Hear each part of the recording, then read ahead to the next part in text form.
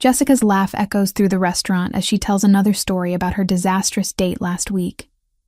But I'm only half listening. My fingers trace the condensation on my water glass, mind elsewhere, cataloging the exits, the people sitting too close, the man at the bar who glanced my way twice. Old habits die hard when you've spent months looking over your shoulder. Megan, are you even listening? Lauren nudges my arm, her brown eyes full of concern behind thick-framed glasses. Sorry, what? I force myself to focus on my friends, these women who've known me since freshman year at Boston College, who've watched me slowly unravel over the past 8 months. I asked if you're okay, Lauren says quietly, while Jessica flags down our server for another round of drinks. You've been jumpy all night. I want to tell them everything. About Ryan showing up at my apartment building 3 times this week. About the flowers left on my doorstep with no card. About how I changed my phone number, but he still somehow texts me from blocked numbers. Messages that alternate between loving and threatening so fast they give me whiplash. Instead, I smile and say, just tired from that translation project. The Italian real estate contract was brutal. Jessica returns her attention to us, pushing a strand of blonde hair behind her ear. You work too hard. When's the last time you did something fun? Something that wasn't sitting alone in that apartment translating legal documents? I like my work. I protest, but it sounds weak even to my own ears. The truth is, I'm afraid to go out. Afraid Ryan will be waiting. Afraid of becoming the girl who lets fear control her life, which I suppose I already am. We finish dinner around 9, and I hug both of them goodbye on the sidewalk outside the restaurant. The November air bites through my jacket, promising winter's arrival. Jessica offers to share an Uber, but I decline. My apartment is only 6 blocks away, and I refuse to let Ryan take away my ability to walk through my own neighborhood. Text us when you get home, Lauren calls as they climb into their ride. Always do, I promise, waving as they pull away. The walk starts out fine. The streets are busy with Friday night crowds, couples heading to bars, groups of friends laughing too loudly. Safety in numbers. But as I turn onto the quieter residential blocks, the familiar anxiety creeps up my spine. I pull out my phone, pretending to text, but really checking the camera app to watch behind me without obviously turning around. An old trick I learned from a self-defense blog. Nothing seems off, but that doesn't mean anything. Ryan's good at staying hidden when he wants to be. My building comes into view, a modest 4-story brick structure that's seen better decades. The streetlight out front flickers like it's considering giving up entirely. I climb the front steps, fumbling for my keys with hands that shake more than I'd like to admit. The lobby is empty, silent, except for the hum of the ancient radiator. Mrs. Harris from 2B usually watches game shows with her door open around this time, but tonight her apartment is dark and quiet. The elevator is broken again, so I take the stairs to the 3rd floor, my footsteps echoing in the concrete stairwell. When I reach my hallway, I stop. My apartment door is slightly open. Just an inch, maybe less, but definitely not how I left it. I always check 3 times that the deadbolt is engaged before leaving. Always. Every nerve in my body screams to run, but my feet won't move. My hand shakes as I pull out my phone, thumb hovering over the emergency call button. Maybe I forgot. Maybe I was distracted thinking about the dinner, about what to wear, about how to pretend everything's fine when it hasn't been fine in months. I push the door open slowly, my heart hammering so hard I can feel it in my throat. The living room light is on. I definitely turn that off. Hello? My voice comes out smaller than intended, barely above a whisper. That's when I see him. Ryan stands in my living room like he belongs there, like he has any right to be in my space. He's wearing the navy sweater I always hated, the one that made his eyes look cold instead of blue. His hands are in his pockets, casual, as if we're old friends meeting for coffee instead of him breaking into my home. Hey, Meg. He uses the nickname I told him not to use anymore, the one that feels like ownership instead of affection. I've been waiting for you. My hand tightens around my phone, but before I can move, before I can run or scream or do anything useful, a voice comes from my kitchen. She's not interested in talking to you. The voice is male, calm, carrying an authority that makes the air in the room shift. I turn and nearly drop my phone. A man emerges from my kitchen like he's simply been waiting for his cue. He's tall, easily over 6 feet, with the kind of build that suggests he could break someone in half if necessary. Dark hair is styled perfectly, not a strand out of place despite the late hour.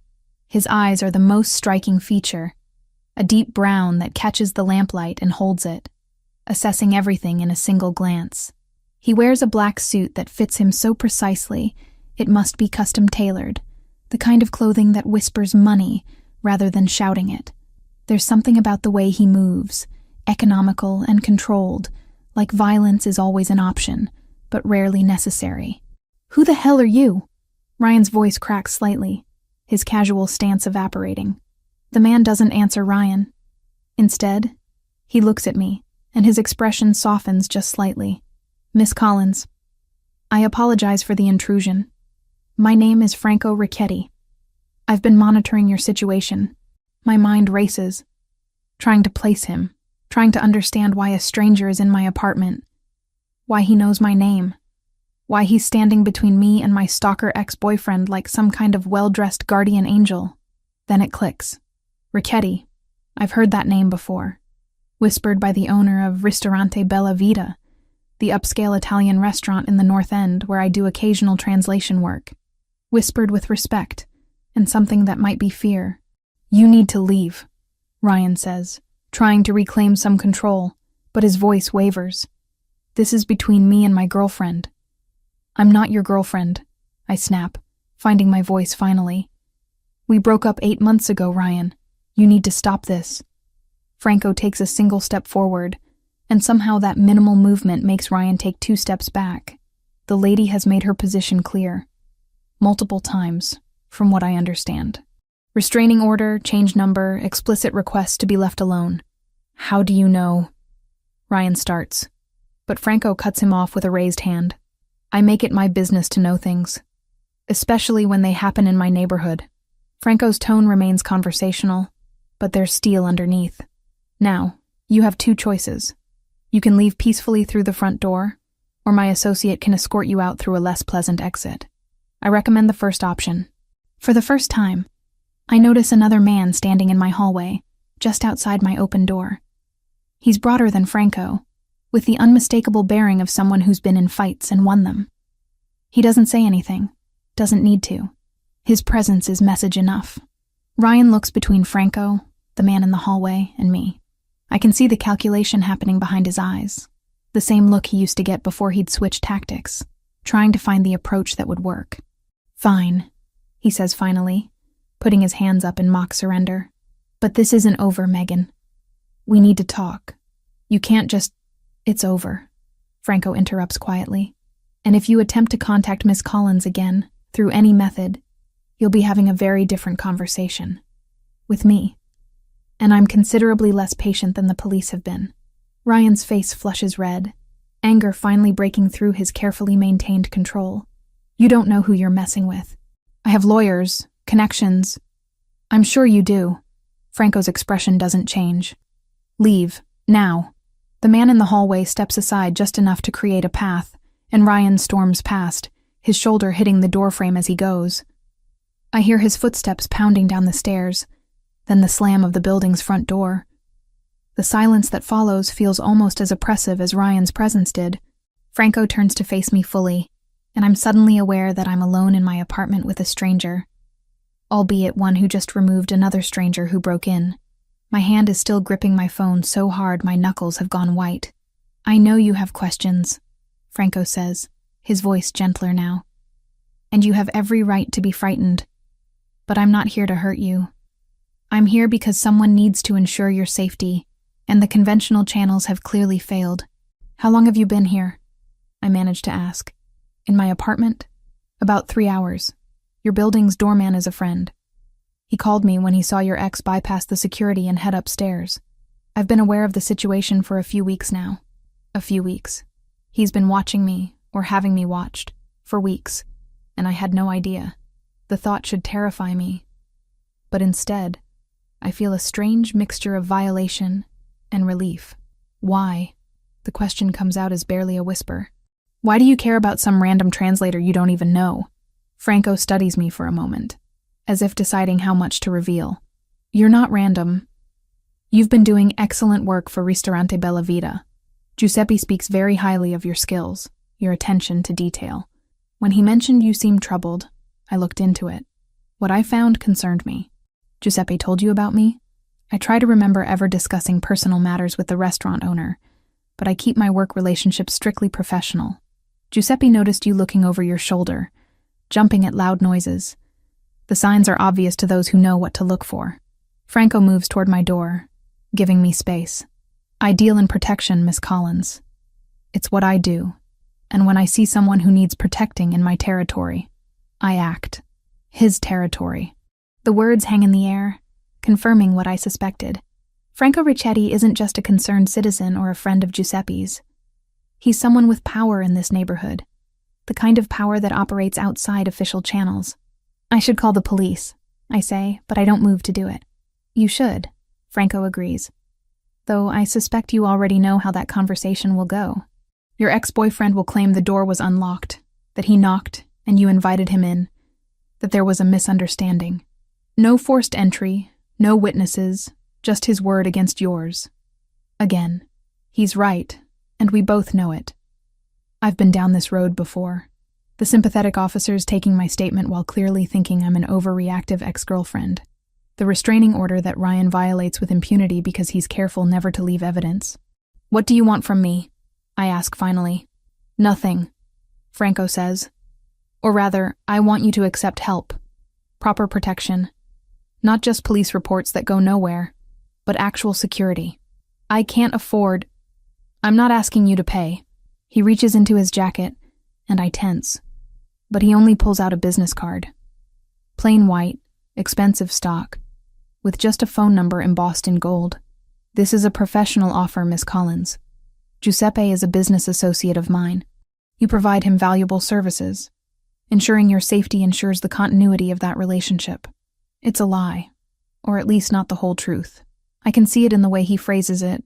Too formal, too careful, but I'm too tired and too shaken to push. What kind of protection? I hear myself asking. Immediate relocation to a secure location for tonight. Tomorrow we discuss longer-term solutions. Security upgrades to your apartment, monitoring, legal assistance in building a case that will actually result in consequences for your ex-boyfriend. And if I say no, Franco slides the card onto my small entry table. Then I leave, and you lock your door, and tomorrow morning you go back to looking over your shoulder. But the offer remains open. He gestures to the man still standing in my hallway. Anthony will wait outside until you decide. If you choose to accept, he'll drive you somewhere safe. If not, he'll ensure no one bothers you tonight and then leave in the morning. Just like that? Just like that. Franco walks to my door, then pauses. For what it's worth, Miss Collins, you remind me of someone I cared about. Someone who needed help but was too proud to ask for it until it was nearly too late. I failed her. I won't make that mistake again. There's genuine pain in his voice, quickly masked but present. It humanizes him, this polished, dangerous man who appeared in my kitchen like something out of a movie. Thank you, I say. Because what else is there to say? For getting rid of Ryan. For all of this. Franco inclines his head slightly. You have my number. Use it. He leaves, his footsteps quiet on the hallway carpet. Through my open door, I watch him exchange a few words with Anthony, too low for me to hear. Then he's gone, and I'm left standing in my violated apartment with a business card and a choice. I look around my living room. The same couch I've had since college, the bookshelf sagging under the weight of dictionaries and reference materials, the small desk by the window where I work. Everything familiar, everything mine, except now it feels contaminated by Ryan's presence and Franco's intervention. My phone buzzes. A text from Lauren. Home safe? I type back. Safe. Talk tomorrow. Then I pick up Franco's card, feeling the expensive weight of it, and add his number to my contacts. I don't call. Not yet. But I stand there for a long time, holding my phone, thinking about safety and pride, and how sometimes the latter is a luxury you can't afford. Finally, I walk to my door and look at Anthony, who stands at parade rest like a soldier, patient and alert. Can you really stay all night? I ask. Yes, ma'am, Mr. Ricchetti's orders. And in the morning? Whatever you decide, ma'am. I nod slowly, then close my door and engage every lock I have. I know Anthony is still out there. I know Franco Ricchetti has just inserted himself into my life in ways I don't fully understand yet. I know everything has changed in the span of an hour, but I also know that for the first time in months, I might actually sleep through the night without jerking awake at every sound. Convinced Ryan is coming back. I text Franco's number. Thank you. We should talk tomorrow. The response comes almost immediately. My office. 10 a.m. Anthony will drive you. Sleep well, Miss Collins. I set my phone down and sink onto my couch. Adrenaline finally leaving my system and exhaustion flooding in to replace it. Tomorrow I'll figure out what I've just agreed to. What Franco Ricchetti actually wants. Whether I've traded one dangerous situation for another. Tonight, I'm just grateful to be alone in my apartment, with a stranger standing guard in my hallway, and my ex-boyfriend finally gone. Morning arrives with pale sunlight filtering through my bedroom curtains. And for 3 beautiful seconds, I forget everything. Then reality crashes back. Ryan in my apartment, Franco Ricchetti materializing from my kitchen, Anthony standing guard outside my door all night. I grab my phone from the nightstand. 8:30. Franco's office at 10. I have 90 minutes to shower, dress, and convince myself this isn't the worst decision I've ever made. The apartment feels different in daylight. Less threatening, but more surreal. I peek through the peephole and find the hallway empty. Anthony must have left already, or maybe he's waiting downstairs. I unlock the door and find a note taped at eye level. Coffee and breakfast on your doorstep. Car will arrive at 9:45. True to his word, there's a thermal bag containing a still hot latte and a croissant from the French bakery 2 blocks over. The expensive one I only go to on special occasions. I bring it inside, lock the door again, and eat standing at my kitchen counter, too wired to sit. My phone buzzes. Sarah, my older sister, calling from Boston. Hey, I answer, trying to sound normal. You sound weird. What's wrong? Sarah has a 6th sense for my moods, honed over 30 years of sisterhood. Nothing's wrong exactly, just a weird night. Define weird. I consider lying, but Sarah will find out eventually. She always does. Ryan broke into my apartment. He what? Her voice jumps an octave. Megan, did you call the police? Are you okay? Do you need me to drive down there? I'm fine, he's gone. And I had help. What kind of help? I explain about Franco, keeping the details vague, emphasizing the connection to my translation work, and downplaying the obvious criminal undertones. Sarah listens without interrupting, which means she's either too shocked to speak or formulating a very long lecture. Let me get this straight, she says finally. A mob boss you've never met was waiting in your apartment and scared off Ryan? I don't know if he's actually... Megan, come on. Ricchetti? That's not exactly a name you find in the phone book under legitimate businessmen. He was very professional, I say defensively, which sounds ridiculous even to my ears. Sarah sighs. I'm not saying I'm not grateful someone got Ryan out of there. But this man, Franco, he's going to want something in return. That's how these things work. He said he just wants to help. Right. And I'm sure he's got a nice bridge to sell you too. But her voice softens. Just be careful, okay? Call me after this meeting. And Megan, if anything feels wrong, anything at all, you get out of there. I promise. We hang up, and I shower quickly, washing away the lingering unease from last night. I dress in black pants and a cream blouse, professional, but not trying too hard. My reflection in the mirror looks tired, dark circles under my green eyes that concealer can only partially hide. The buzzer sounds at exactly 9:45. I grab my purse and head downstairs, where a black sedan waits at the curb. Anthony stands beside it, wearing the same dark suit, or possibly an identical one. Good morning, Miss Collins, he says, opening the rear door. Please, just Megan is fine. Yes, ma'am. He doesn't call me Megan. The drive takes 20 minutes through Saturday morning traffic. We head into the North End, winding through narrow streets lined with Italian restaurants and cafes, until we stop in front of a 4-story brick building that looks like it might house offices or apartments. Anthony leads me inside, past a small lobby with marble floors and up a staircase with ornate iron railings. The second floor opens into a hallway with only 2 doors. Anthony knocks on the one marked private, then opens it and gestures for me to enter. Franco's office isn't what I expected. I imagined something dark and imposing, maybe some cliched Godfather aesthetic. Instead, the space is bright with tall windows overlooking the street, furnished with modern furniture in warm woods and soft grays. Bookshelves line one wall, filled with actual books rather than decorative spines. A desk sits near the windows, but Franco stands near a small seating area with a sofa and 2 chairs arranged around a low table. Miss Collins. He's wearing another perfectly tailored suit, this one charcoal, and he looks as rested as I feel exhausted. Thank you for coming. Please sit. I take one of the chairs, setting my purse on the floor beside me. Franco sits on the sofa across from me, close enough for comfortable conversation, but not invasively so. How did you sleep? He asks. Better than I have in months, actually. Good. Coffee? He gestures to a service tray I hadn't noticed on the table, complete with an espresso machine that looks like it belongs in a high-end cafe. I'm okay, thank you. I had the one Anthony left. He's efficient. Franco pours himself a small cup of espresso. Now, let's discuss your situation honestly. No sugarcoating, no games. Agreed? Agreed. He takes a sip before continuing. Ryan Bennett, 29, works in pharmaceutical sales. You dated for 11 months, broke up 8 months ago after his behavior became increasingly controlling. He's contacted you over 200 times since then, through various methods. Calls, texts, emails, social media. You've filed 2 police reports and obtained a restraining order, which he's violated at least 6 times that you can prove. The casual recitation of facts I've never told him makes my skin prickle. You've been thorough. It's what I do. Ryan has a pattern, Miss Collins. You're the 3rd woman he's done this to. The first one moved to California to get away from him.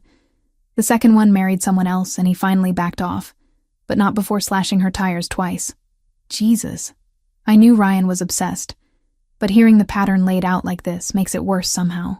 The police won't help, because he's clever about staying just inside the line of legal harassment. The courts won't do anything because violations of restraining orders are misdemeanors at best. So you're trapped in a cycle that only ends one of 3 ways. You leave the city, he finds someone new to fixate on, or something escalates to violence. Or I accept your help. I say quietly. Which is option 4? Which is option 4? Franco sets down his cup. Here's what I'm offering. Temporarily, you move to a secure apartment I own 3 blocks from your current place. It's furnished, has better security, and will give you peace of mind while we work on permanent solutions. What permanent solutions? Security upgrades to your actual apartment so you can return safely. Legal assistance in building a stalking case that carries real consequences. And surveillance on Ryan that will document his behavior in ways that hold up in court. It sounds too good to be true, which means it probably is. And what do you want in return? Franco leans back slightly, considering. Honesty. I told you last night that Giuseppe speaks highly of your work. That's true. I also told you that you remind me of someone. That's also true. He pauses. My brother's wife, Lucia.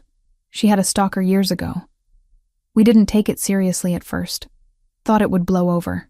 By the time we realized how dangerous he was, it was too late. She survived, but barely. My brother didn't. The pain in his voice is genuine, unguarded for just a moment. I'm sorry. It was 2 years ago. Their son, Carlo, lives with me now. He's 6. Franco's expression softens when he mentions the child. What I want in return, Miss Collins, is to not fail someone again. I want to use resources I have to solve a problem the system can't or won't solve. That's all. But you run a criminal organization. I say it directly. Need to hear his response. I run several businesses, some of which operate outside legal frameworks. I don't deal drugs. I don't traffic people. I don't hurt anyone who doesn't hurt my family or territory first. He meets my eyes steadily. I'm not asking you to approve of everything I do. I'm asking you to accept help that's freely given. Nothing's free. Fair point. Call it payment for services rendered then. Your translations for Giuseppe are excellent. This is a retention bonus to ensure continued quality work. It's a face-saving excuse, and we both know it.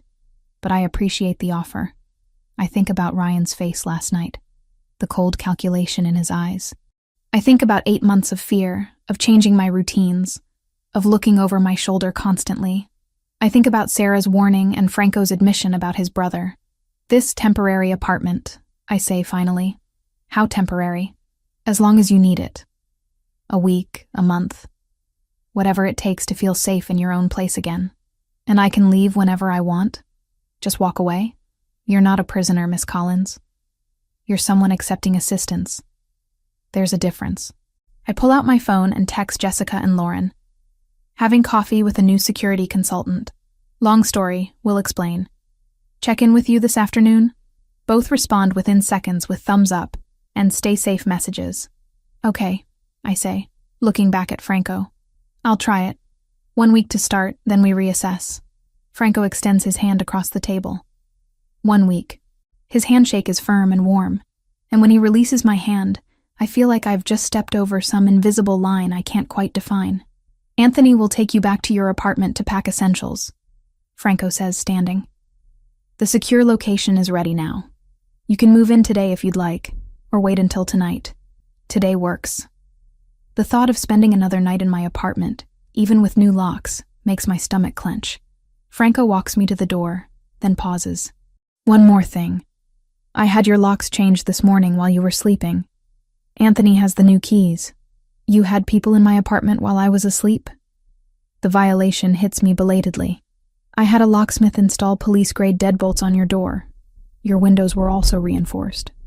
I understand it feels invasive, but Ryan proved last night that your previous security was inadequate. He's right, but that doesn't make it feel less like an overreach. Still, new locks are better than old ones Ryan somehow bypassed. Thank you, I manage. You're welcome. And Miss Collins? This arrangement only works if you communicate. If something bothers you, tell me. If you need something, ask. If you want to leave, say so. Understood? Understood. Anthony drives me back to my apartment, waiting patiently while I pack a suitcase with clothes, toiletries, my laptop, and work materials. The new locks are impressive, solid, and gleaming. The windows have some kind of film on them now, barely visible but definitely different. I text Sarah. Packing some things. Staying in a safer place for a bit. Call you tonight with details. Her response is immediate. You better. Love you. Be smart. The secure apartment is exactly 3 blocks away, as Franco promised, in a building that looks nearly identical to mine from the outside. Inside, it's a different story. The hallway is well lit and clearly maintained, with cameras in corners and a security panel by the elevator. Anthony uses a key card to access the 3rd floor, then unlocks apartment 3B. This is yours for now, he says, handing me the card and keys. My number's programmed in the phone by the door. Any problems? Any time? You call.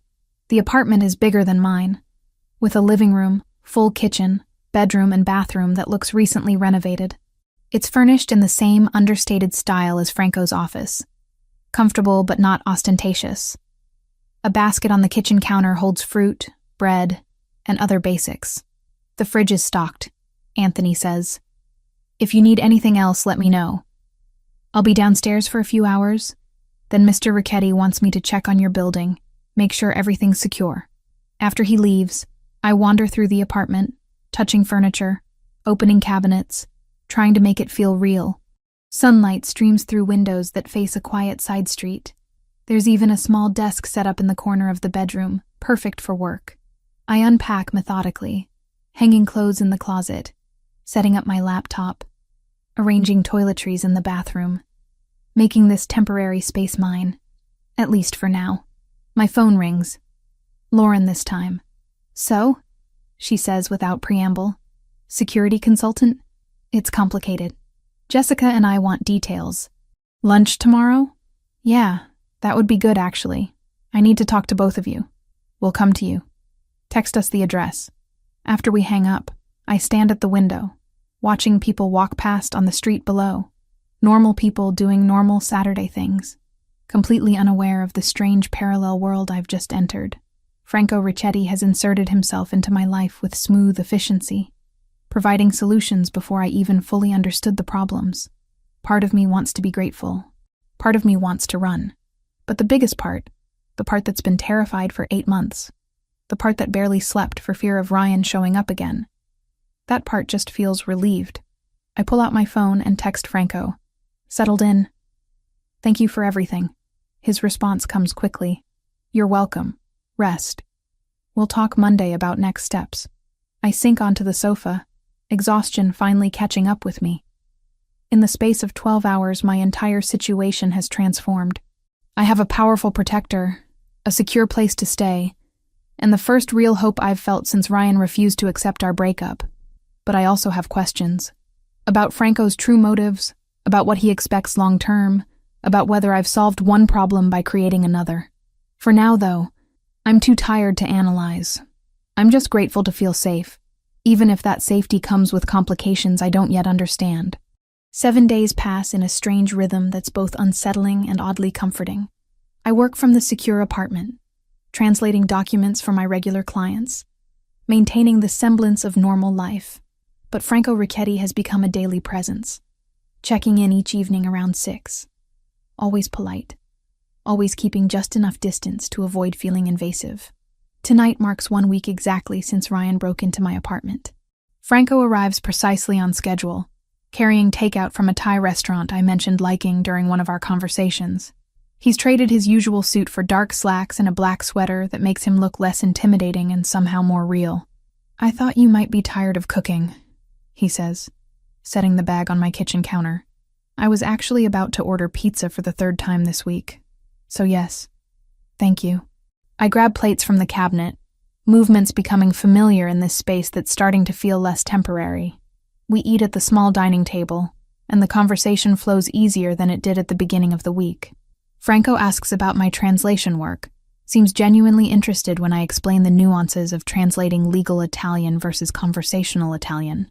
I ask about his businesses, and he's surprisingly forthcoming about the legitimate ones. The restaurant, a construction company, real estate holdings throughout the North End. My grandfather came here from Sicily in 1952, Franco says, twirling pad thai onto his fork. Started with nothing. Built a life through hard work and some less legal opportunities. By the time my father took over, we'd diversified. More legitimate enterprises, less street-level operation. And you're continuing that transition, I observe. Trying to. The world changes. Organizations that don't adapt die. He pauses. My brother understood that better than I did. He was the one who wanted Carlo to grow up in a different world than we did. It's the first time Franco's mentioned his brother voluntarily. What was his name? Matteo. He was 3 years younger, smarter, kinder. Everything I should have been. The grief in Franco's voice is raw. He married Lucia when they were both 23. She was studying art history at Boston University. Art history. Like me. The parallel isn't lost on either of us. How did it happen? I ask quietly. The stalking situation you mentioned. Franco sets down his fork, staring at nothing for a moment. Lucia had a colleague who became obsessed. Started small. Extra attention. Gifts she didn't want. Then escalated. Following her home. Showing up at family events. We told her to report it. Get a restraining order. Do everything by the book. She did. It didn't matter. I wait, sensing he needs to finish this. One night, Matteo came home early from work. Found the guy in their house. There was a fight. The stalker had a knife. Franco's jaw tightens. Matteo died protecting Lucia. The stalker went to prison, but that doesn't bring my brother back. Doesn't give Carlo his father back. I'm so sorry, Franco. I tell you this because I need you to understand why I'm helping you. It's not about control or obligation.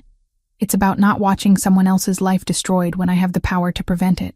Before I can respond, my phone buzzes. A text from Jessica. Still on for lunch tomorrow? Lauren and I are dying to see this new place. I'd invited them over for Sunday lunch, wanting my friends to see that I'm okay, that this arrangement is working. Franco notices my expression. Friends coming over? Tomorrow afternoon. Jessica and Lauren. Is that okay? Megan, this is your apartment while you're here. You don't need my permission to have guests. But he seems pleased that I asked. After we finish eating and clean up together, Franco doesn't immediately leave like he usually does. Instead, he walks to the window overlooking the street, hands in his pockets. I need to show you something, he says.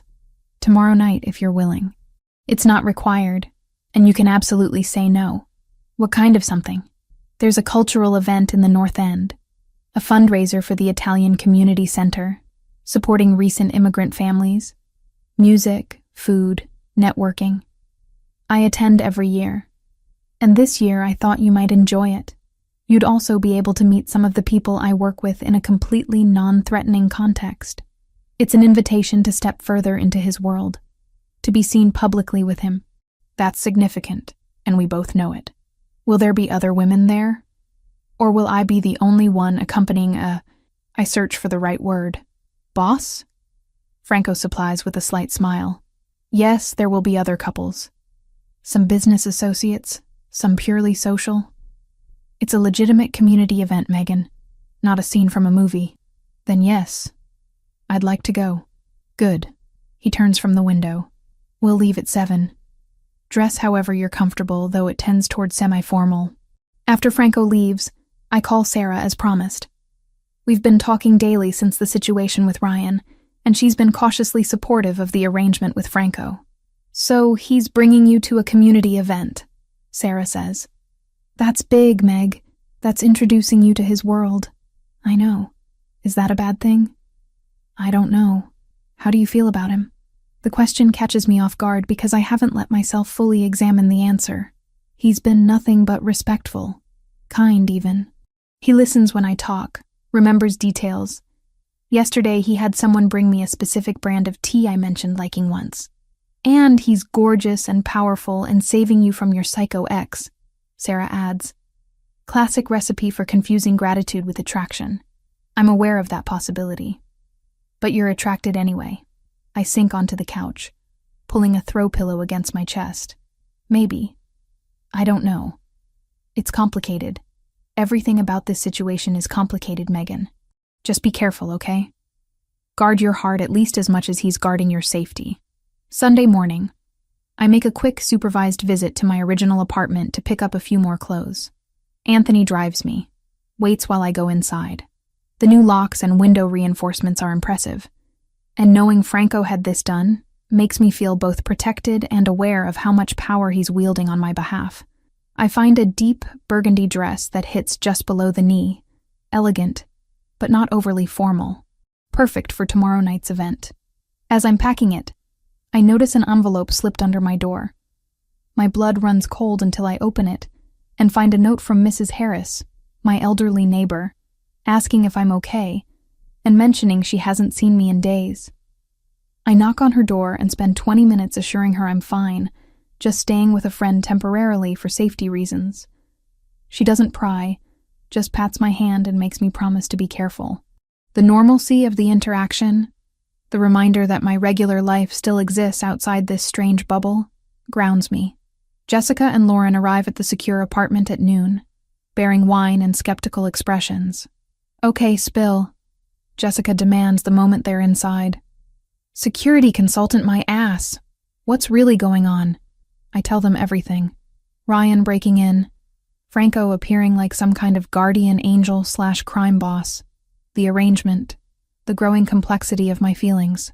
They listen without interrupting, which with these two means they're genuinely concerned. So you're basically under the protection of the actual Mafia, Lauren summarizes when I finish. Under the protection of someone who runs organizations that sometimes operate outside legal frameworks, I correct. Potato. Jessica pours us all wine. The real question is, are you safe? And I don't just mean from Ryan. I think so. Franco's been completely professional. He's never pushed, never made me uncomfortable. But you're falling for him, Lauren observes, reading me like she always has. I don't know. Maybe.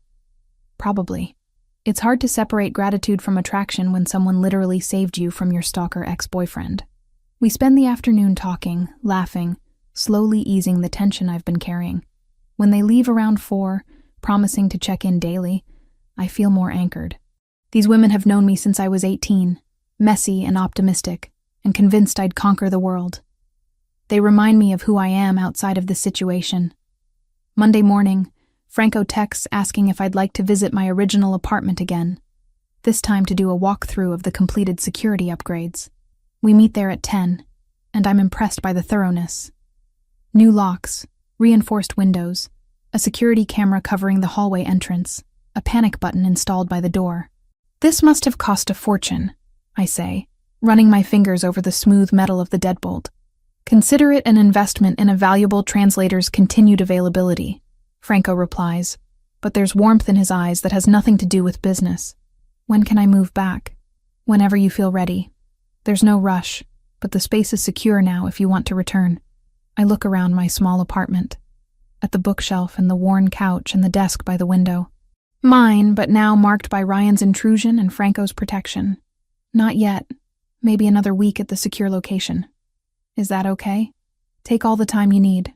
That evening we walk through the North End, Franco pointing out landmarks, telling stories about the neighborhood's history. We stop at a small cafe where the owner greets Franco like family, insists on making us espresso himself.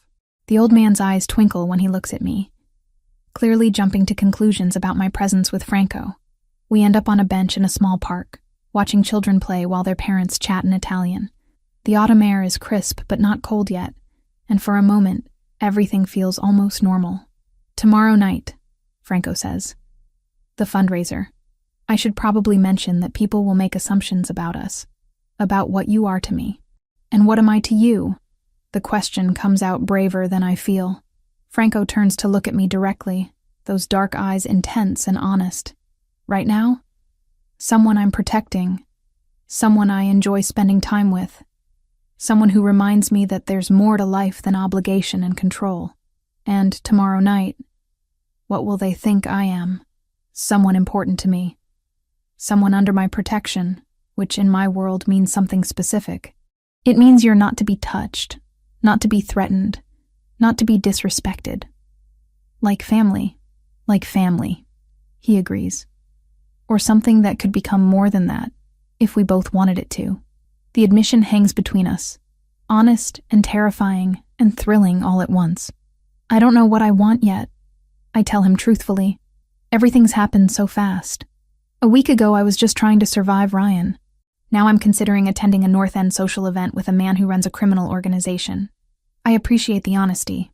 Franco stands, offering me his hand. No pressure, Megan. We move at whatever pace you need. Tomorrow is just an event. Nothing more unless you want it to be. I take his hand, let him pull me to my feet. His grip is warm and steady, and he doesn't immediately let go. Tomorrow at 7, I confirm. I'll pick you up at 7.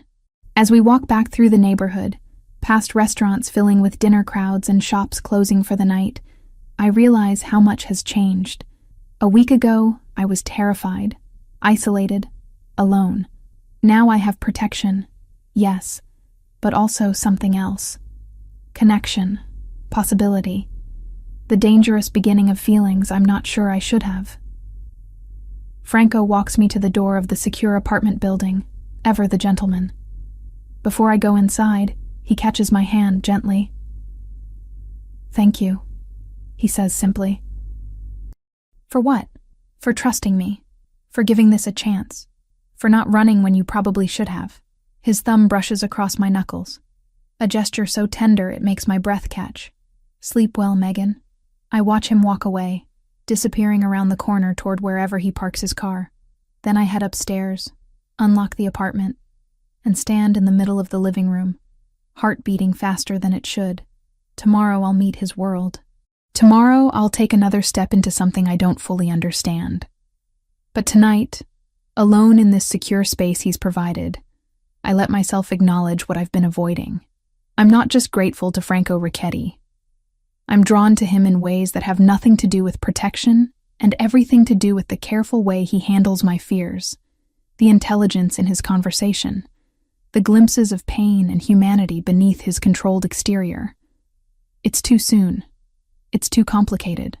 It's probably a terrible idea, but that doesn't make it any less true. The burgundy dress fits perfectly. hugging my waist before flowing to just below my knees. I've curled my hair into soft waves and applied makeup more carefully than I have in months. When I look in the mirror, I barely recognize myself, not because I look so different, but because I look alive again. Not haunted, not scared, just a woman getting ready for an event with someone who makes her feel safe. Franco arrives at exactly 7, and the look on his face when I open the door makes all the effort worthwhile. He's wearing a charcoal suit with a burgundy tie that almost matches my dress, and I wonder if that was intentional or happy coincidence. "You look beautiful," he says simply, offering his arm. "You clean up pretty well yourself." The drive to the North End takes 15 minutes, and Franco fills me in on what to expect. It's at the Italian Community Center on Hanover Street. About 200 people, mix of families and business associates. There will be food from local restaurants, music, a silent auction to raise money for immigrant assistance programs. And everyone there will know who you are. Most will. Some are friends from childhood, some are business connections, some are just community members who respect what my family does for the neighborhood. He glances at me. "You'll be safe, Megan. I promise." The community center is a beautiful old building with arched windows and ornate stonework. Inside, it's been transformed with white lights strung across the ceiling, round tables covered in white linens, and a small stage where a quartet plays Italian standards. The room buzzes with conversation in English and Italian, the air rich with the scent of garlic and basil and fresh bread. Heads turn when we enter. Not obviously, but I feel the shift, the awareness rippling through the crowd. Franco keeps his hand at the small of my back, proprietary but gentle, guiding me through clusters of people toward the bar. "Champagne?" he asks. "Please." While he orders drinks, I scan the room. The attendees are exactly as Franco described. Families with children, older couples who look like they've known each other for decades, younger professionals networking. Nothing sinister, just a community gathering. But I also notice the way certain men nod to Franco with particular respect, the way their wives assess me with keen interest. Franco hands me a glass and introduces me to the first group. "Giuseppe, Carla, this is Megan Collins. She's the translator I mentioned, the one who's been doing such excellent work for the restaurant." Giuseppe, the owner of Ristorante Bella Vita, greets me warmly. His wife Carla is a tiny woman with sharp eyes and a warm smile. "So you're the one," she says in lightly accented English. "Giuseppe has been singing your praises for months. Says you understand the soul of the language, not just the words." "That's kind of him," I manage, flushing slightly. "And now Franco has good taste as well as good business sense," Carla adds, her eyes twinkling. The implication is clear and completely intentional. We move through the room, Franco introducing me to what feels like half of Boston's Italian community. There's Antonio Bellini, who owns a construction company, Maria and Thomas Santoro, who run a nonprofit helping recent immigrants navigate legal and social services, Dr. Lucia Costa, who operates a clinic in the neighborhood. Each introduction comes with Franco's hand remaining at my back. Each conversation includes careful assessment from his associates. I'm not naive. These people are trying to figure out who I am to Franco, what my presence here means. Some glances are curious, others calculating. But no one is rude, and most seem genuinely welcoming once they realize I can hold basic conversations in Italian. "Your Italian is excellent," Maria Santoro comments after we discuss the challenges of medical translation. "Where did you study?" "Boston University for my degree, then a semester in Florence. I've been keeping up with it ever since through work and personal interest." "Florence is beautiful," she says with genuine warmth. "My family is from Tuscany originally. You must miss it. Every day, I admit, and it's true. Those 6 months in Italy remain some of the happiest of my life." Franco excuses us to get food from the buffet, which is overflowing with catered dishes from North End restaurants. Fresh mozzarella and tomatoes, pasta in half a dozen styles, roasted vegetables, grilled meats, and desserts that make my mouth water just looking at them. We find seats at a table with 2 other couples. Franco introduces them as lifelong friends, people he grew up with in the neighborhood. The conversation flows easily, touching on local politics, community issues, upcoming holidays. It's so normal that I almost forget Franco's other life, the part that operates in shadows and unspoken agreements. Then someone mentions a recent dispute between two restaurant owners that was resolved amicably, and one of the men glances at Franco with unmistakable gratitude. Franco just nods once, and the subject changes.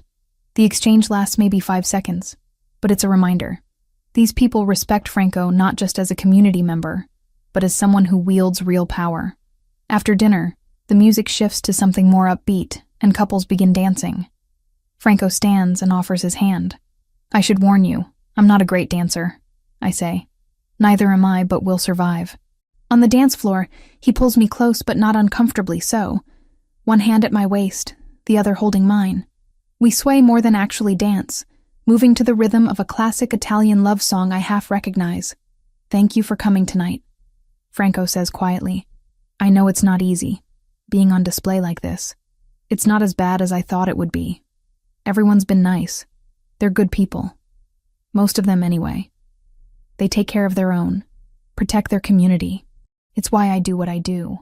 I look up at him, this complicated man who's inserted himself into my life so completely. "Do you ever wish you could just walk away from all of it? Have a normal life?" Franco considers the question seriously. "Sometimes. But this is my family's legacy, my responsibility. Carlo's future depends on the choices I make now. And honestly, I don't know if I'd be any good at normal. You're good at this." I gesture around the room. "Community, connections, making people feel valued. That's the easy part. It's the rest that gets complicated." The song ends, and before another can begin, a small commotion near the entrance draws attention. A man has arrived, clearly late, and he's making his way through the crowd toward Franco. He's older, maybe 60, with silver hair and an expensive suit. But it's his expression that catches my attention. Urgent, worried. Franco tenses beside me, his body language shifting from relaxed to alert in an instant. "Excuse me," he says, guiding me back to our table before crossing to meet the man halfway. They speak quietly, too low for me to hear. But I watch Franco's face harden. He glances back at me once, then nods to the man and returns to the table. "I'm sorry," Franco says, his tone apologetic but firm. "There's something I need to handle. It's not dangerous, just business that requires immediate attention. Anthony will drive you home, and I'll call later if that's acceptable. Is everything okay?" "It will be. Just an issue that can't wait." He cups my cheek briefly, a gesture so tender it takes my breath away. "I'm sorry to cut the evening short." "I understand. Go do what you need to do." Franco signals to Anthony, who appears instantly at my side. As Franco leaves with the silver-haired man, I catch fragments of their conversation, something about O'Sullivan and a message. The name sends a chill through me. I remember Franco mentioning the O'Sullivan family, an Irish organization, in the context of Ryan's debts. The connection between Ryan and his stalking and whatever just pulled Franco away from this event hits me suddenly. Anthony drives me back to the secure apartment in silence. Inside, I change out of my dress into comfortable clothes and make tea, trying to process the evening. The event itself was wonderful. I'd enjoyed meeting people, speaking Italian, feeling like part of something larger than myself. But the abrupt ending reminded me that Franco's world contains elements I'm not privy to, dangers I only glimpse in moments like that urgent conversation. My phone rings around 10. Franco's name on the screen. "Are you okay?" I ask immediately. "I'm fine, just finishing up some business. I wanted to apologize again for leaving." "You don't need to apologize. I understand you have responsibilities. I don't want you to think I abandoned you. That's not..." He pauses, searching for words. "You matter, Megan. More than I probably should admit. Tonight meant something to me, having you there. My heart does something complicated in my chest. It meant something to me, too." "Good. That's good." He sounds relieved. "I'll see you tomorrow? I have something I'd like to discuss with you." "What kind of something?" "Nothing bad. Just an invitation, an opportunity. We'll talk in person." After we hang up, I sit on the couch with my cooling tea, thinking about the evening, about Franco's friends and associates, the way they welcomed me. the sense of community that permeates the North End. About the moment on the dance floor when everything felt simple and possible, and about the sudden departure that reminded me nothing about this situation is truly simple. My phone buzzes with a text. Not Franco this time, but an unknown number. Saw you tonight with Ricchetti. Interesting choice, Megan. Does he know about us? About everything we shared? You can't hide behind him forever. Ryan. Somehow Ryan knows where I was tonight, who I was with. The security of the past 2 weeks evaporates in an instant, replaced by the familiar cold fear. I screenshot the message and immediately call Franco. He answers on the first ring. What's wrong? I read him the message, my voice shaking slightly. How did he know? How could he possibly know where I was? Franco's voice turns to ice. Forward me that screenshot. Right now. I do, hearing him curse softly in Italian when it comes through. Stay in the apartment. Don't open the door for anyone except Anthony. I'm sending him there now, and I'm going to make some calls. Franco, what does this mean? It means Ryan's behavior is escalating, which we expected. It also means he has either been following you, which seems unlikely given the security, or he has information about my activities, which is concerning for different reasons. The O'Sullivan family. You mentioned Ryan owes them money. There's a brief silence. You're perceptive. Yes, there's a possibility this is connected to larger issues. But that's my problem to solve, not yours. Your problem is staying safe, which means following my instructions. Can you do that? Yes. Good. Anthony will be there in 10 minutes. Tomorrow we need to discuss next steps, including possibly accelerating some plans I had for dealing with Ryan permanently. Permanently? Legally, Franco clarifies. I promise you, Megan, everything I do will be within bounds that won't come back to hurt you. But this ends soon. He's not going to terrorize you anymore. After Franco hangs up, I pace the apartment, adrenaline making it impossible to sit still. The beautiful evening has curdled into something dark and threatening. Ryan's message wasn't just harassment. It was a demonstration of reach, a reminder that he's still out there, still watching, still fixated. When Anthony arrives, he does a full sweep of the apartment, checks all the locks, and then positions himself in the living room with a clear view of the door. Mr. Ricchetti wants me here tonight, he says. I'll be on the couch. You try to get some sleep. I don't think I can sleep after that message. Understandable. But you're safe here, Miss Collins. I guarantee it. I retreat to the bedroom but leave the door open, comforted by Anthony's presence in the other room.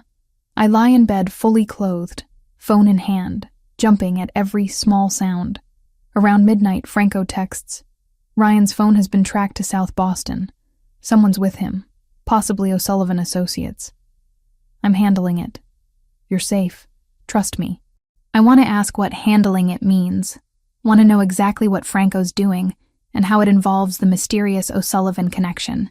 But I also know that some questions are better left unasked. That plausible deniability exists for reasons. Instead, I text back. I trust you. Be careful. His response is immediate. Always. Sleep, Megan. Tomorrow we talk about permanent solutions. I finally drift off sometime after 2, exhausted by fear and adrenaline and the emotional whiplash of the evening. I dream of dancing with Franco in the community center.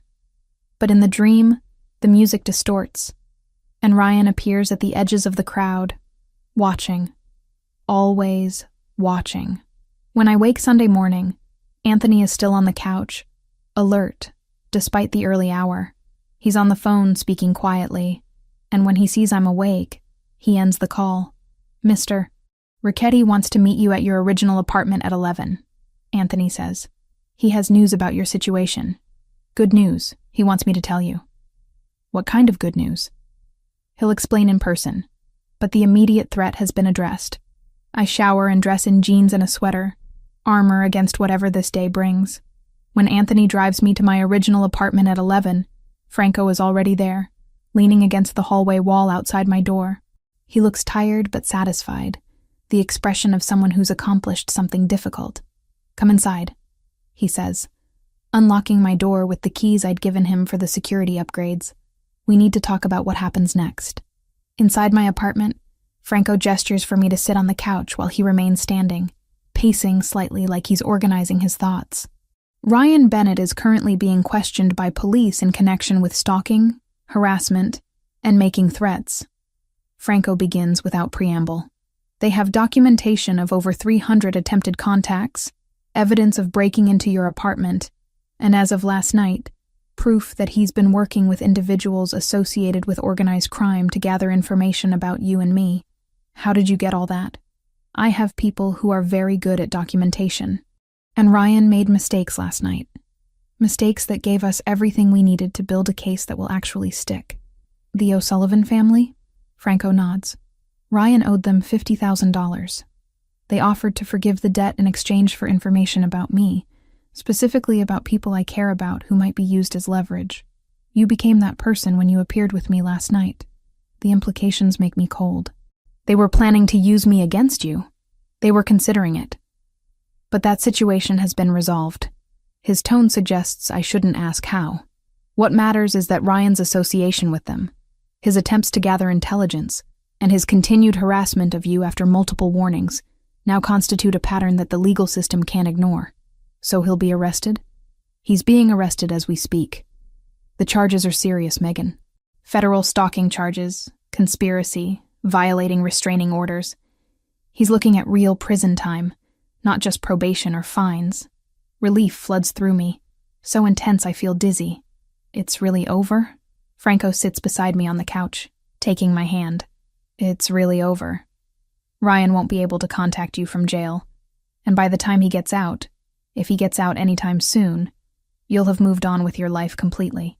I realize I'm crying, tears of relief streaming down my face. Franco pulls me against his chest, holding me while I shake with the release of months of accumulated fear. Thank you, I whisper against his suit jacket. Thank you for ending this. You're welcome. But Megan, we need to talk about what this means. About us. I pull back to look at him, wiping tears from my cheeks. What do you mean? Last night, before Ryan's message, I was going to ask if you'd consider extending our arrangement. Not just the security, but getting to know each other properly. Dating, if you want to use conventional terms. My heart races for entirely different reasons now. You want to date me? I want to spend time with you without the excuse of protection. I want to take you to dinner, to cultural events, to simple walks through the city. I want to see if this thing between us, this connection I feel, is real or just circumstantial. And if it's real, Franco's smile is genuine and slightly uncertain. A rare vulnerability. Then we figure out what that means together. No pressure, no obligations. Just two people seeing where things might go. I think about the past 2 weeks. The fear, yes, but also the moments of connection. The conversations that ran late into the evening. The sense of being seen and valued in ways I'd forgotten were possible. I'd like that, I say. But Franco, I need honesty. About your world, about the risks, about what being with you really means. You have it. Complete honesty, even when the truth is complicated. He squeezes my hand. I can't promise you a simple life, Megan, but I can promise you'll always be safe, always be respected, and always have the choice to walk away if it becomes too much. Then yes, let's try this. Let's see what we are outside of crisis and protection. Franco leans in slowly, giving me time to pull away, and kisses me. It's gentle and searching, a question and an answer all at once. When we break apart, we're both smiling. So what happens now? I ask. Now you decide. Do you want to move back here? Or stay at the secure apartment while we date like normal people? Do you want to keep translating for Giuseppe? Or would you like to take on additional work with my legitimate businesses? Do you want to meet Carlo? Or is that too fast? The future spreads out before me, full of possibility instead of fear. For the first time in months, I can breathe freely. Let's start slow, I say. Dinner this week, just the two of us. Then we'll figure out the rest. Dinner sounds perfect. 3 weeks into this strange new reality, and I wake to the sound of Franco's voice drifting through the apartment. He's on the phone in the kitchen, speaking rapid Italian that I'm beginning to understand more naturally. Something about debts, territories, negotiations.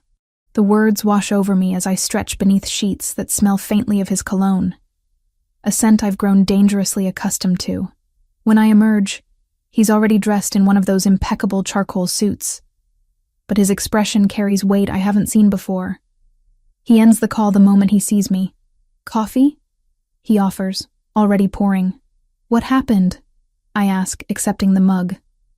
The ceramic warms my palms. Franco leans against the counter, and for a moment he looks every bit the dangerous man I know he is. My investigator confirmed everything. The O'Sullivan family offered Ryan full debt forgiveness, $50,000 erased completely, if he delivers information about my operations or brings you to them as leverage. The coffee suddenly tastes bitter. Me specifically? You specifically. His jaw tightens. They know you matter to me. That makes you valuable.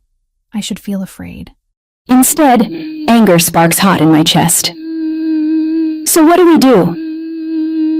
We?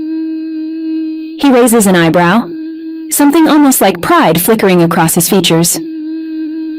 I'm meeting with the O'Sullivan leadership today, making it abundantly clear that you're under permanent protection of the Richetti family. Untouchable. Can I come? Absolutely not. But his tone softens. This is my world handling its own politics. They'll respect the boundary once it's established, or they'll face consequences they can't afford.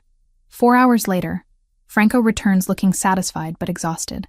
He doesn't offer details, just pulls me close in a way that feels less like protection and more like need.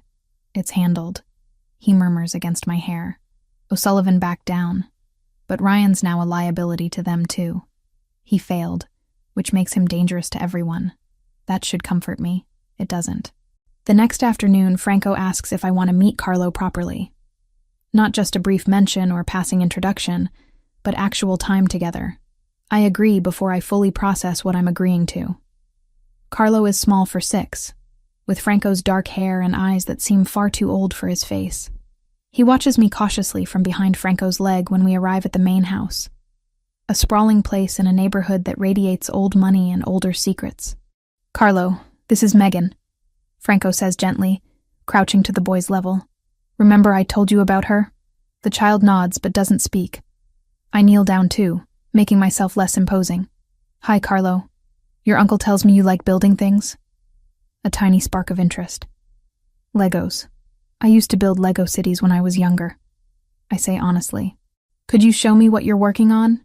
It takes 20 minutes, but eventually Carlo leads me to his room, a space that's clearly been designed with love. Shelves of books, art supplies organized in bins, a window seat overlooking a garden, and Legos. So many Legos. As Carlo explains his elaborate spaceship construction, I glance back to see Franco watching from the doorway. The expression on his face isn't the controlled mask he shows the world. It's unguarded, vulnerable. He looks at this child like Carlo is his entire universe. "Did you lose someone?" Carlo asks suddenly, his small voice cutting through my thoughts. I blink. "What?" "Uncle Franco lost my dad, his brother. He gets sad sometimes but pretends he doesn't." Carlo fits 2 pieces together with focused precision. "You have the same sad eyes, out of the mouths of children." I swallow hard. "Yeah, I lost someone. My mom, when I was 15. A long time ago. But it still hurts sometimes." Carlo considers this, then hands me a Lego brick. "You can help build the engine room." We spend 2 hours constructing spaceships and talking about everything and nothing. Carlo tells me about school, his favorite teacher, how Anthony lets him sit in the front seat sometimes, but only in the driveway. He tells me Franco reads to him every night, even when he's busy, and that his uncle makes the best pancakes but terrible grilled cheese. When Franco finally says it's time for Carlo's homework, the boy hugs me without hesitation. Small arms wrap around my waist, trusting and warm. "Can Megan come back?" he asks Franco. "If she wants to," Franco says, looking at me. "I want to," I hear myself say. That evening, Franco takes me to a restaurant I recognize, upscale Italian, the kind with tablecloths that cost more than my monthly grocery budget. But we're not here to eat. We're here because 3 men in expensive suits are waiting at a corner table. "Associates," Franco murmurs as we approach. People I trust with my life, and I'm trusting them with yours. The introductions are formal. Luca, older with silver threading his temples. Marcus, younger but with eyes that miss nothing. Sal, somewhere in between, with a handshake that's firm but not aggressive. Gentlemen, this is Megan Collins, Franco says, his hand resting at the small of my back. She's important to me, permanently. The word choice is deliberate. I feel it in the way the three men's expressions shift, recognition settling in. Pleasure to meet you properly, Ms. Collins, Luca says smoothly. Franco's told us about your work as a translator. Impressive credentials. We talk business, surprisingly. They ask intelligent questions about language acquisition, cultural nuances in Italian regional dialects, the difference between translating text versus interpreting conversation. They treat me like I have value beyond being Franco's, whatever I am. When we leave, Franco's hand finds mine. You handled that perfectly. Were they testing me? Absolutely. He smiles, rare and genuine. You passed. The call from Sarah comes 2 days later, her voice tight with controlled panic. Megan, I need you to stay calm. Ryan called me. I don't know how he got my new number, but he did. My blood runs cold. What did he say? That he knows I'm your sister. That he just wants to talk to you. That he's worried about you being manipulated by dangerous people. Sarah exhales shakily. I told him to lose my number and hung up. Then I called you immediately.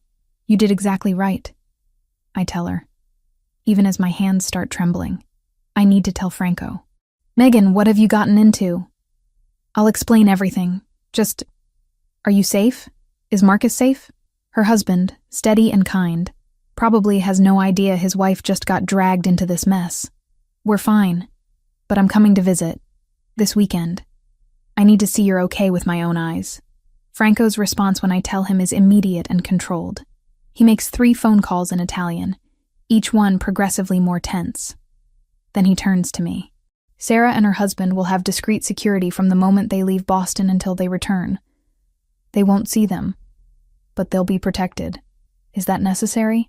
Ryan is desperate, Megan. Desperate men do desperate things. He cups my face gently. I won't risk your family. Any of it. Sarah arrives Friday evening with Marcus, both of them looking wary. My sister takes one look at the apartment, at Franco standing in the kitchen, and her protective instincts flare visibly. But Franco disarms her systematically. He's respectful, calling her Ms. Collins, until she insists on Sarah.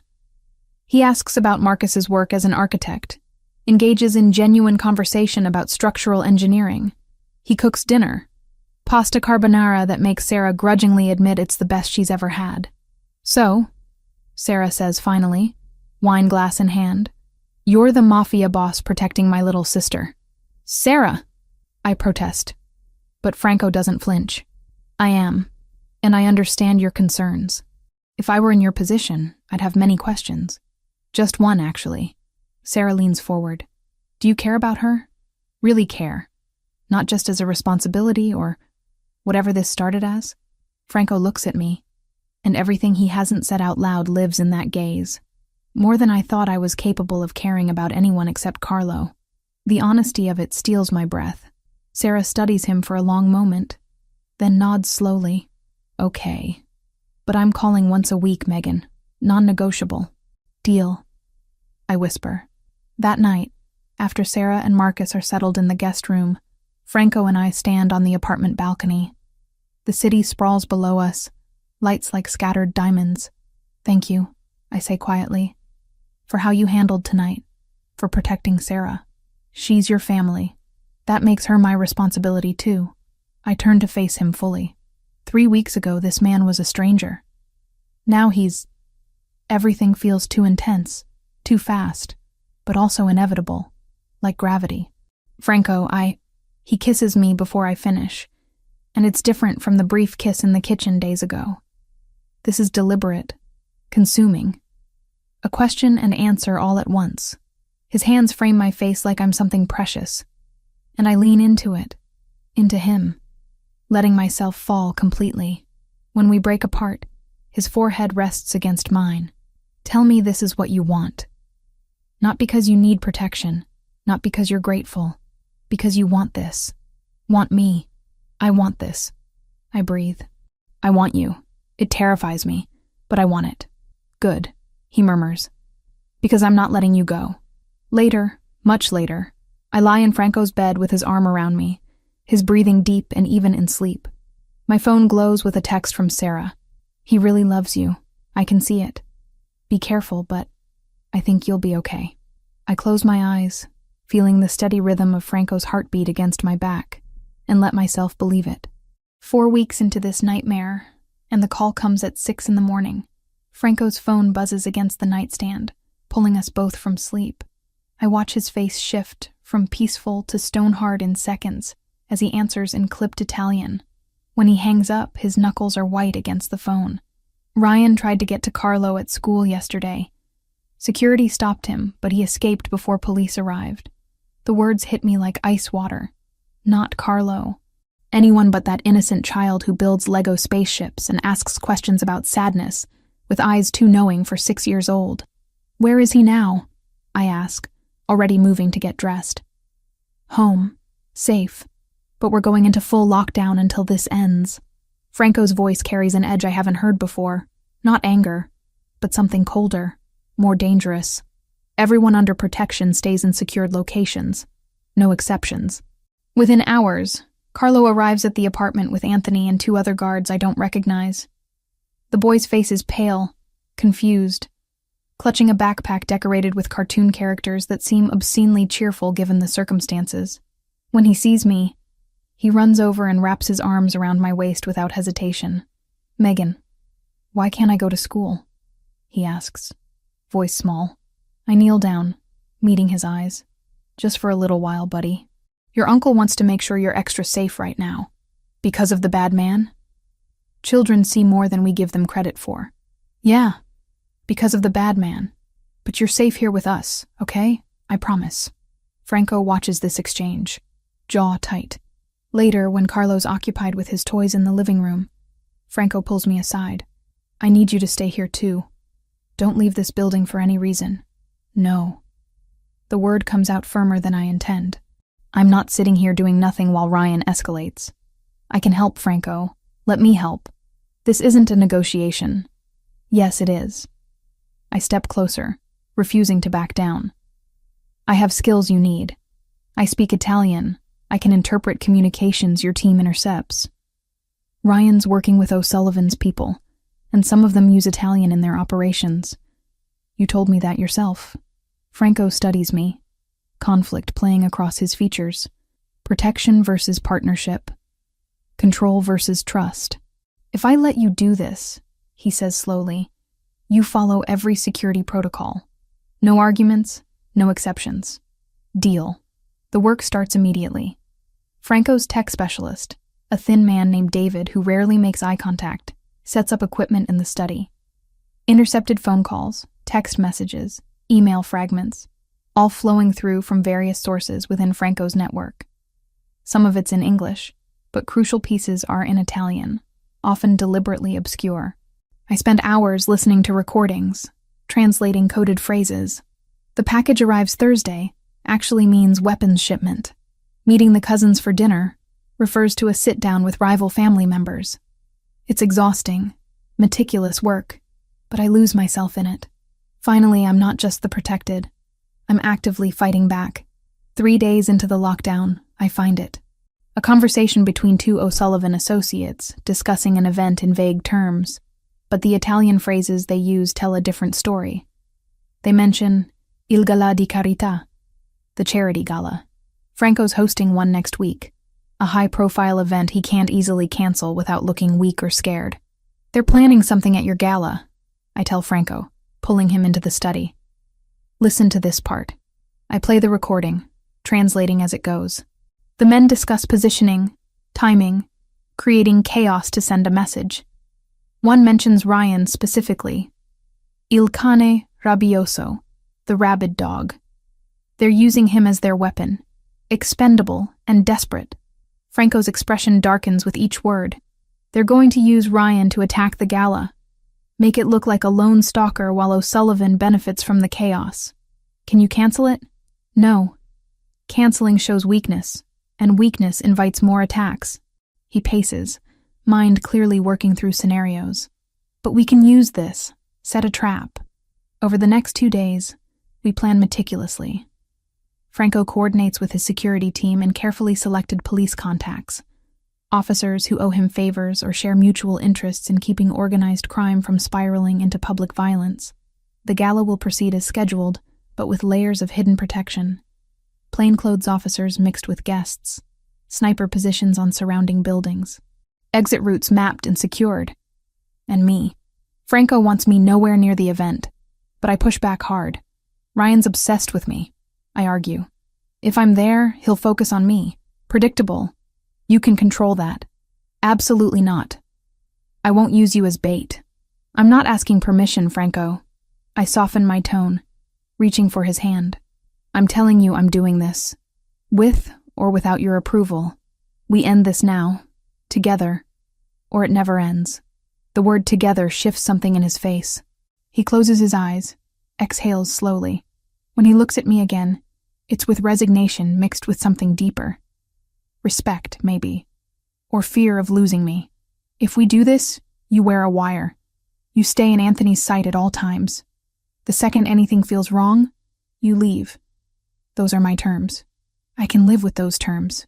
Carlo, blessedly unaware of the specifics, accepts our explanation that he's staying with Franco's most trusted associate and his family for a few days.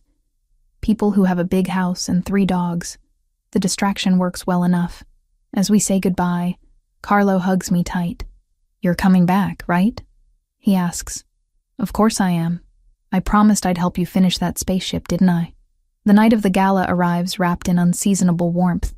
I wear a dress Franco had delivered. Deep burgundy.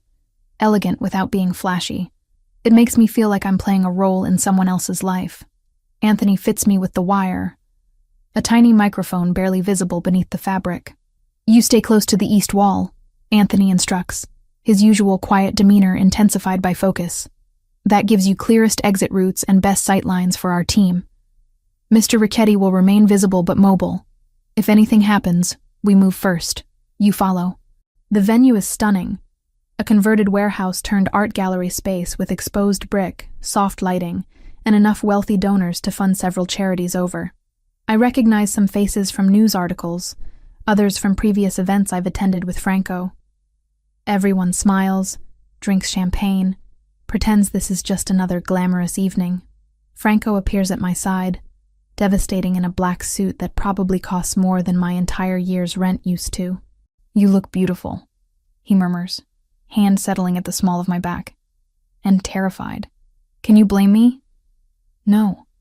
But you're the bravest person I know. He leans in, lips brushing my ear. This ends tonight. Then we can finally breathe. The first hour passes without incident. I make small talk with donors, accept compliments on my dress, sip water pretending it's wine. Franco works the room like the professional he is, shaking hands, making connections. To anyone watching, it's a perfect evening. Then I see him. Ryan, dressed in catering staff uniform, moving along the far wall with a tray of empty glasses. He looks thinner than I remember, eyes sunken and fevered. When his gaze finds mine across the room, something in his expression shifts, triumph mixed with madness. I don't run. Instead, I touch the wire, subtle signal to the team monitoring. Franco's already moving, having spotted Ryan seconds after I did. But Ryan's faster than expected, abandoning the tray and pulling something from his jacket. Gun. Small caliber, but deadly enough in a crowded room. Panic ripples through nearby guests as they register the weapon. Ryan moves toward me, singularly focused, and I force myself to stand still. Predictable, I remind myself. Be predictable so they can control this. Megan? Ryan's voice cracks across the space. You need to come with me. Now. These people are lying to you, manipulating you. Ryan, put the gun down. I keep my voice steady, watching Anthony approach from Ryan's blind spot. This isn't going to end the way you think. You don't understand. I'm trying to save you. He's close now. Maybe 15 feet away. Close enough that I can see his hands shaking. He's dangerous, Megan. He'll destroy you like he destroys everything. Anthony moves. Fast, efficient, disarming Ryan before he can fully react. The gun clatters across the polished floor as Anthony forces Ryan down, knee in his back. Other security personnel materialize from the crowd, and suddenly uniformed police are there too, moving in with practiced coordination.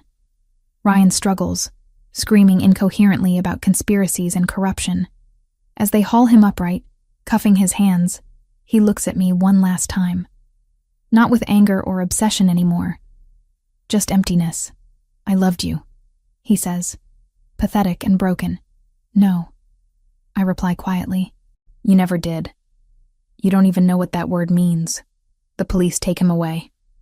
An officer I recognize from Franco's contacts, Detective Martinez, approaches us afterward.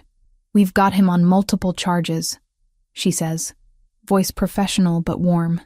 Breaking and entering, stalking, unlawful possession of a firearm, attempted assault. Plus, when we searched his apartment earlier today with a warrant, we found evidence of communications with known criminals. Federal charges are likely. He won't see freedom for a very long time, Mr. Ricchetti. Franco nods, hand finding mine. Thank you, Detective. As the gala slowly returns to normalcy, or the appearance of it, Franco guides me out to a quieter hallway. His composure finally cracks, pulling me into his arms so tightly I can barely breathe. Don't ever do that again, he says against my hair. Don't ever put yourself in danger like that for me. For us, I correct. I did it for us. For Carlo. For the life we're trying to build. He pulls back enough to look at me, and in his eyes I see everything he hasn't said. Fear, relief, love so fierce. It's almost frightening. I can't lose you. You understand that? I can't. You won't. I cup his face, feeling the tension in his jaw. Ryan's gone. O'Sullivan backed off. It's over, Franco. It's finally over. Is it? His voice drops lower. Because my world doesn't stop having dangers just because this one's resolved. There will always be something, someone, some threat.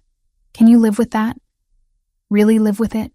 The question hangs between us, heavy with implication.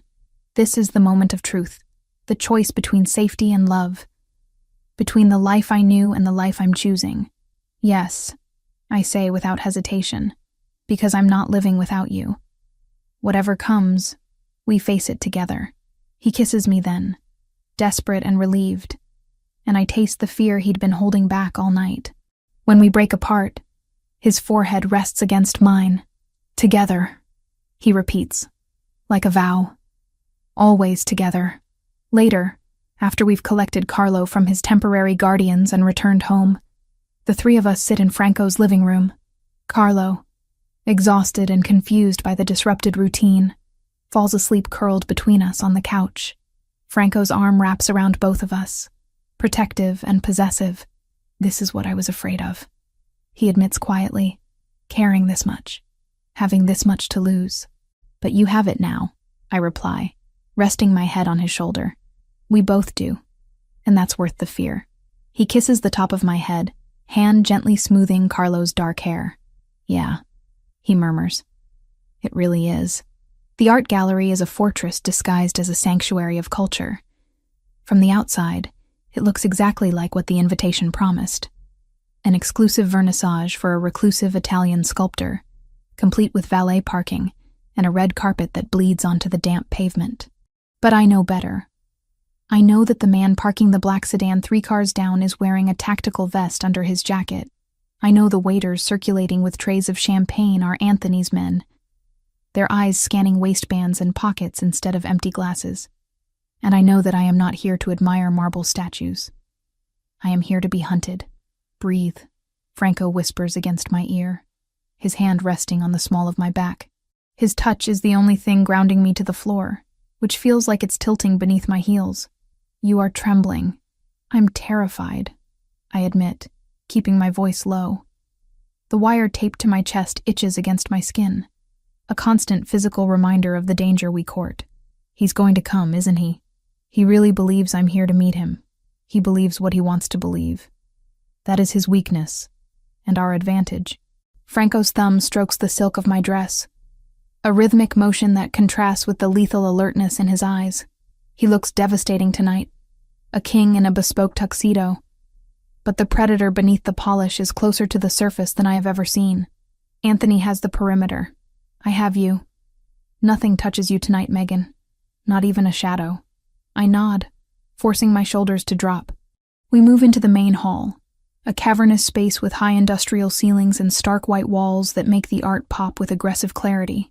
The crowd is a mix of Franco's legitimate business associates, curious socialites, and undercover officers who stick out to me only because I know what to look for. To anyone else, they are just bored husbands dragging their feet. For an hour, we play the part. I smile until my cheeks ache. I translate pleasantries for an elderly Italian investor who pretends not to speak English. I sip sparkling water that pretends to be Prosecco. But every time the heavy glass doors at the entrance swing open, my heart hammers against my ribs like a trapped bird. Then, the shift happens. It's subtle. A ripple in the energy of the room. Anthony, standing near a sculpture of a twisted torso, touches his earpiece. He doesn't look at us, but his posture stiffens. He's here, Franco says softly. He doesn't need an earpiece to know. His instincts are tuned to a frequency of danger I am only just beginning to hear. North entrance. He bypassed the valet. Is he armed? We have to assume yes. Remember the plan, Megan. Do not engage until he commits. We need the threat to be undeniable for the warrant to stick. I swallow the lump of acid in my throat and separate from Franco. This is the hardest part. To be the bait, I have to be alone. I walk towards the quieter section of the gallery, a narrow corridor displaying smaller busts. My heels click on the polished concrete, counting down the seconds. The air here is cooler, the noise of the party fading into a distant hum. I stop in front of a piece called The Fall. It's fitting. Megan. The voice is ragged, familiar in a way that makes my skin crawl. I turn slowly, fighting the urge to run, forcing myself to stay in the spotlight of the track lighting. Ryan stands 10 feet away.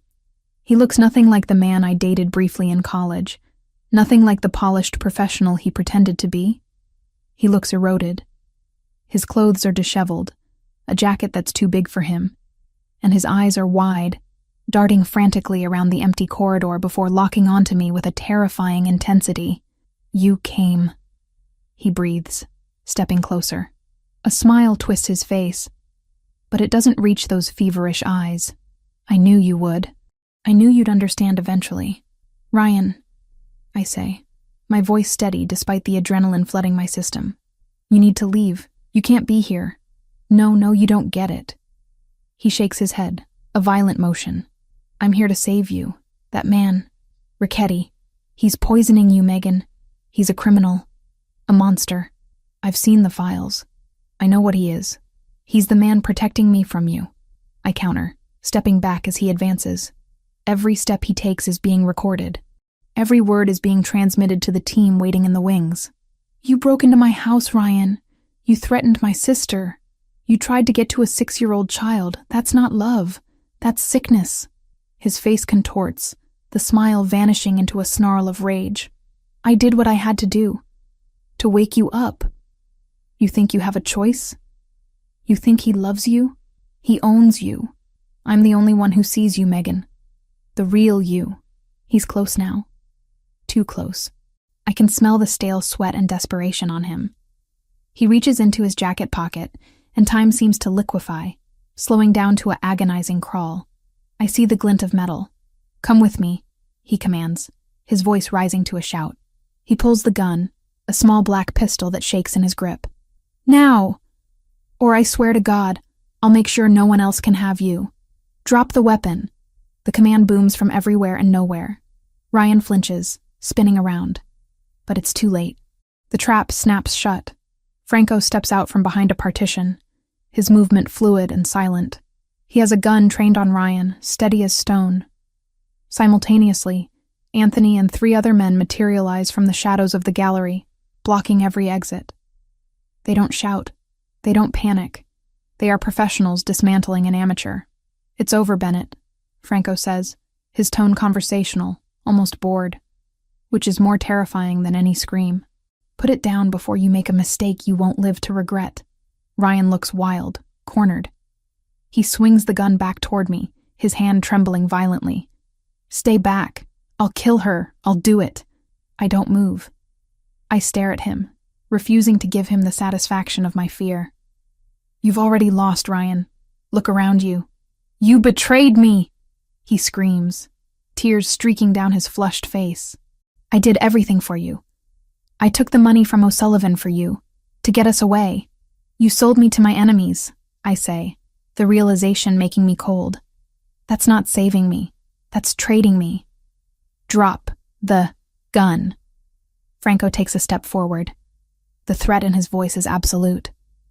Ryan sobs, a broken, pathetic sound. And for a second, I think he's going to fire.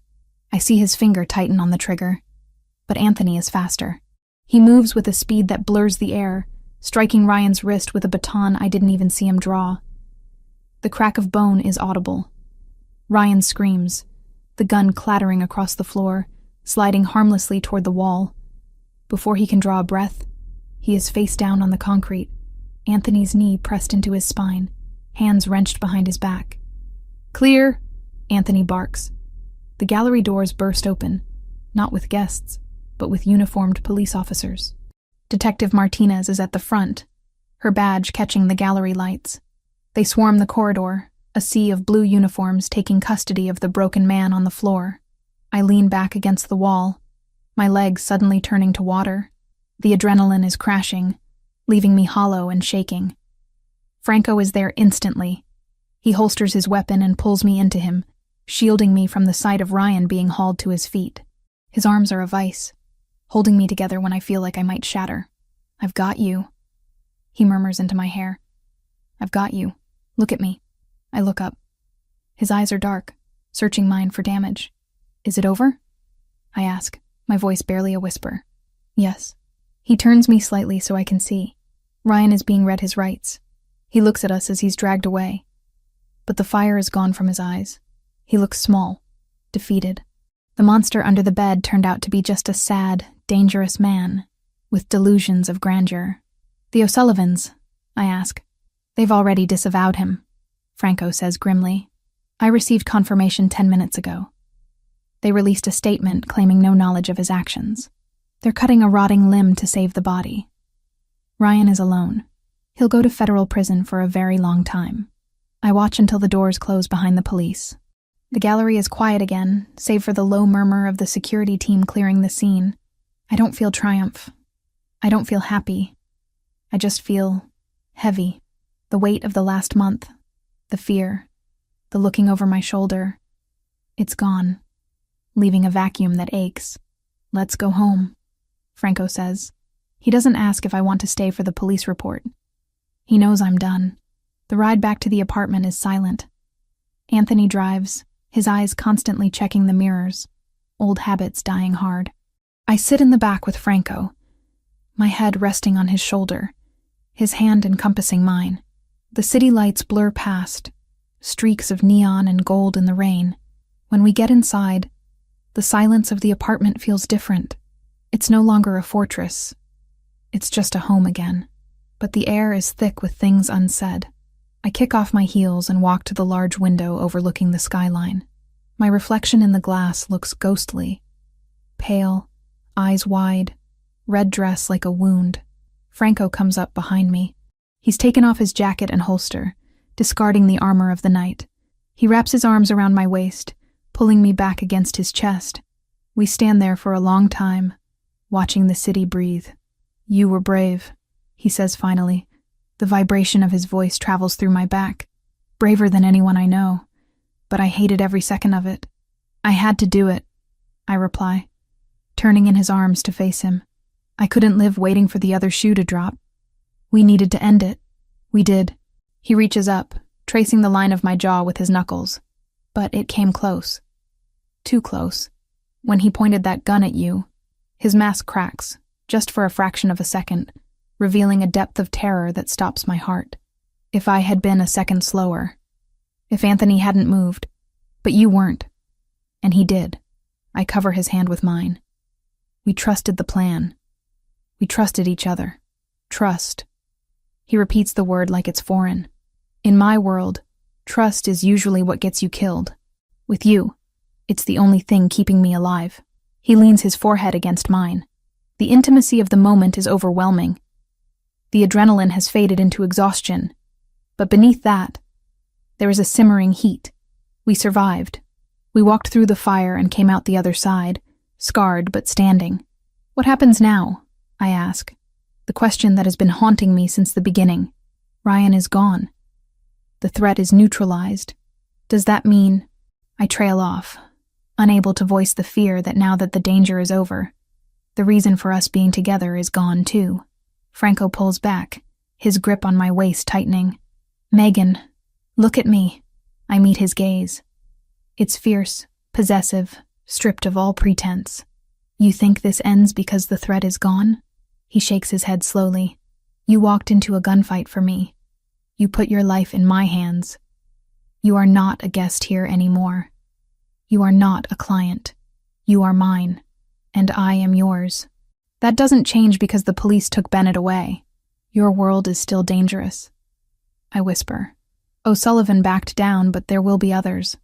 There's always others. Yes, he admits without hesitation. He doesn't lie to me. He never has. My world is dangerous. It is violent and complicated and often ugly. I cannot promise you safety every single day. I cannot promise that we will never be afraid again. He pauses, his thumb brushing my lower lip. But I promise you that you will never face it alone. I promise that I will burn this city to ash before I let anyone harm you. And I promise that if you stay, if you choose this, I will spend every day making sure you don't regret it. I look at him, this man of violence and discipline, of bespoke suits and hidden guns, who builds Lego sets with his nephew, and remembers how I take my coffee. I think about the safety of my old life, the predictability of it. It seems colorless now, distant. I don't want safe, I say, the realization solidifying in my chest. I tried safe. It didn't stop a stalker from breaking into my house. It didn't give me this. I press my hand over his heart. I choose this. I choose you. Franco lets out a breath he seems to have been holding for weeks. He kisses me then, not with the desperate urgency of the balcony, but with a slow, claiming deepness. It's a seal. A contract signed not in blood, but in breath. Then we start. He murmurs against my mouth. Tomorrow, we bring Carlo home. We tell him he can go back to school. We have dinner. We live. We live. I echo. Outside, the rain begins to fall again, washing the streets clean. Inside, the lights are warm. The gun is locked away. The nightmare is over. But as I stand there in the arms of the Mafia boss who saved me, I know that the real story, our story, is just beginning. It won't be easy. It won't be simple. But for the first time in my life, I'm not looking for the exit. I'm exactly where I'm supposed to be. 2 months have passed since the gallery, and I still wake up some mornings waiting for the adrenaline to hit. But today, the only thing racing is my heart as I unlock the door to my own apartment. The scent of fresh paint and lemon cleaner greets me, a sharp, clean smell that has replaced the lingering memory of fear. Franco stands behind me, holding the last box of my books. He doesn't step inside immediately, respecting the boundary of this moment. This is my reclaiming. My territory, restored. It looks different, I say, walking into the living room. The walls are a warmer shade of cream. The furniture rearranged to catch the morning light better. New security system, Franco points out, nodding toward a discreet panel by the door. Reinforced locks. Shatterproof glass on the balcony doors. Subtle, but impenetrable. Thank you, I murmur, running a hand over the back of my sofa. It feels solid. Real. You don't have to stay here tonight, he reminds me, his voice low. My place is, well, it's quiet without you. I turn to face him. He looks out of place in my modest living room. Too tall, too expensive, too dangerous for this world of IKEA furniture and throw pillows. Yet looking at him, I don't see the Mafia boss who commands armies. I see the man who spent last Tuesday helping me decipher a particularly tricky translation of a 17th century Venetian contract. I know, I say, stepping closer until I can rest my hands on his chest, but I need to know I can. I need to know this part of my life still fits. And does it? I think so. But maybe it needs a little adjusting. I smile, rising on tiptoes to kiss him. I'll come over for dinner tomorrow. Carlo promised to show me his new school project. He relaxes, the tension I hadn't realized he was holding draining from his shoulders. He asks about you every morning. Is Megan coming? Did you call Megan? It's relentless. He's a good kid. We're lucky. The we hangs in the air, comfortable and promising. Life settles into a rhythm that is both strange and wonderful. Jessica and Lauren adjust to this new version of my life with the same blunt affection they've always had.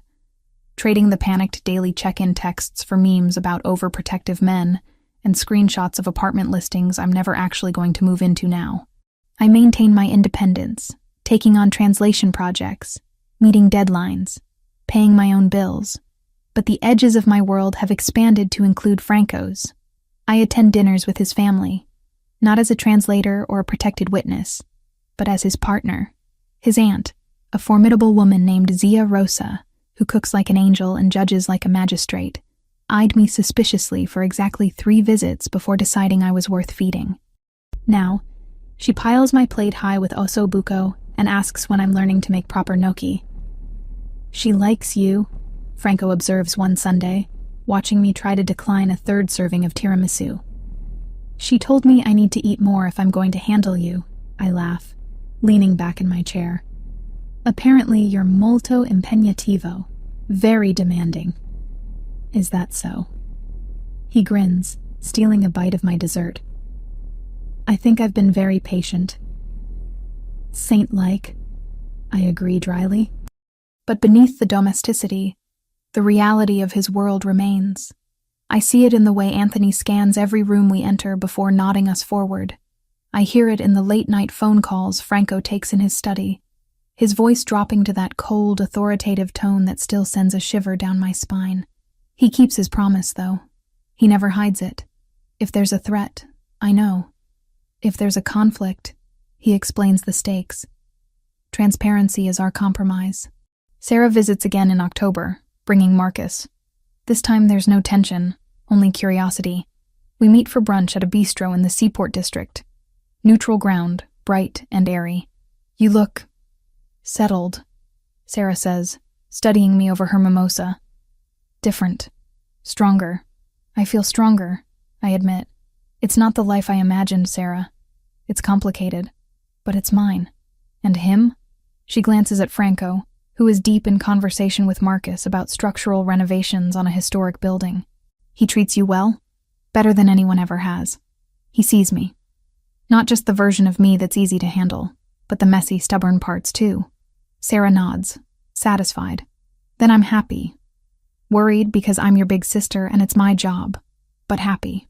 2 weeks later, Franco picks me up from a client meeting. The car isn't the usual armored SUV, but a sleek vintage convertible he rarely drives. The top is down, the autumn air crisp and smelling of fallen leaves. Where are we going? I ask as he heads out of the city, away from our usual haunts. Somewhere quiet. I need to ask you something, and I don't want an audience. My heart skips a beat, but I nod. We drive north, the skyline fading into the rearview mirror, replaced by the winding roads of the coast. He stops at a cliffside overlook, the ocean churning gray and wild below us. Franco cuts the engine but doesn't get out. He turns in his seat, watching me with an intensity that makes the air in the car feel heavy. 2 months ago, I thought I had to let you go to keep you safe. He begins, his voice steady but raw. I thought that once the threat was gone, you'd want your old life back. A safe life. A normal life. Franco, let me finish. He takes my hand, his thumb tracing the veins of my wrist. I was wrong. You didn't just survive this world, Megan. You faced it. You looked at the ugliest parts of my life and you didn't run. You stayed. He reaches into his pocket. Not for a ring box. That would be too conventional for us, too simple. But for a small velvet pouch. He tips the contents into his hand. It's a key. Heavy, old-fashioned iron, intricate and dark. This is the key to the villa in Tuscany, my grandfather's house. It's the one place on earth where I don't have to be the boss, where I'm just Franco. He presses the key into my palm, closing my fingers over it. I want to go there with you, not for a vacation, for a beginning. I stare at the key, feeling its cold weight warming against my skin. It's not a proposal of marriage, not yet, but it's something deeper. It's an invitation to the sanctuary of his soul. Are you asking me to move to Italy? I ask, breathless. I'm asking you to build a future with me, wherever that is. Boston, Tuscany, anywhere. But I want you to know that my home isn't a place anymore. It's you. Tears prick my eyes, hot and sudden. I'm not going anywhere, Franco. I told you. I choose this. I choose you. Then keep the key, he whispers. Open the door. I lean across the console, kissing him with everything I have. Gratitude, love, hope. It tastes like salt air, and promise. The final scene of our story isn't a grand explosion or a dramatic rescue. It's a Tuesday night, 3 weeks later. We are at Franco's house. The kitchen is warm, smelling of garlic and roasting tomatoes. I'm chopping basil at the island, a glass of wine near my hand. Franco is at the stove, stirring sauce with the concentration of a bomb disposal expert. Carlo sits at the table, legs swinging, reading a book about sharks aloud to us, stumbling over the big words like cartilaginous. Is that a real word? He asks, looking up. It is, I answer, tossing a handful of basil into the pot. It means made of cartilage, like your nose and ears. Gross, Carlo giggles. Franco looks over his shoulder, spoon suspended in midair. He catches my eye, and a silent communication passes between us. Acknowledgement, contentment. The phone on the counter buzzes. An encrypted message from Anthony about a shipment delay. Franco glances at it, his expression tightening for a fraction of a second. The world outside is still dangerous. The wolves are still circling. But then he looks back at me, at Carlo, at the pot of sauce bubbling on the stove. He puts the phone face down. He turns off the burner. Dinner's ready, he announces. We sit down together. The three of us. A family forged in fire, bound by choice. Outside, the wind howls against the glass, cold and biting. But inside, there is light. There is laughter. There is enough. And for the first time in a long time, when I look at the future, I don't see a question mark. I see this table. I see these faces. I see home.